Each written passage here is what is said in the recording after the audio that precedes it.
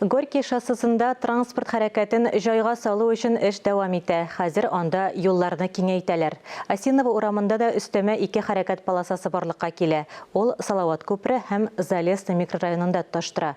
Тулайым алганда Казанда юлларны ремонтлау һәм реконструкцияләу буенча быелгы план яртысыннан артыгында үтәлгән.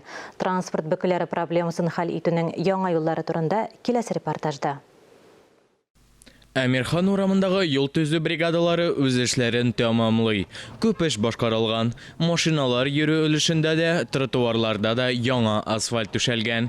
Тукталыш мәйданчыкларында яңа павильоннар. Микрорайонда яшәүчеләр мондый үзгәрешләргә сөенеп туя алмый. Ходить невозможно было. И на той стороне, и здесь то же самое. Очень хорошо сделали. Спасибо. Казанда планда каралган юлларның яртысыннан артыгы төзекләндерелгән. Ә имин сыйфатлы юллар илкүләм проекты буенча планлаштырылган 70% диярлек башкарылган.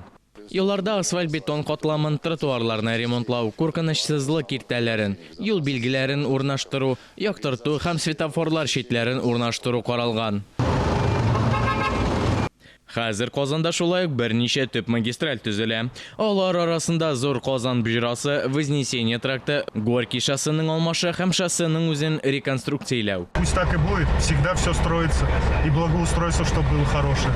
Очень нравится. Я работаю в Казани, и поэтому вот это стояние в пробках, оно, конечно, убивает. И мы давно уже ждали, что это, очень рады. Казан мэры Сурмечин юл төзүчеләрне проектлар һәм планнарга таянып, шәһәрлеләрнең тәкъдимнәренә дә игътибар итәргә чакырды. Халык фикеренә таянып, уртак элемтә нигезендә юллар төзү программасын вакытында һәм сыйфатлы итеп тәмамларга кирәк. Быел Казанда автомобиль юлларын яңартуга 23 миллиард ярым сум акча тотыла. Искәндәр Гыймалдинов, Инна Данилова, Дамир Мухаммедханов, Татарстан ялыклары.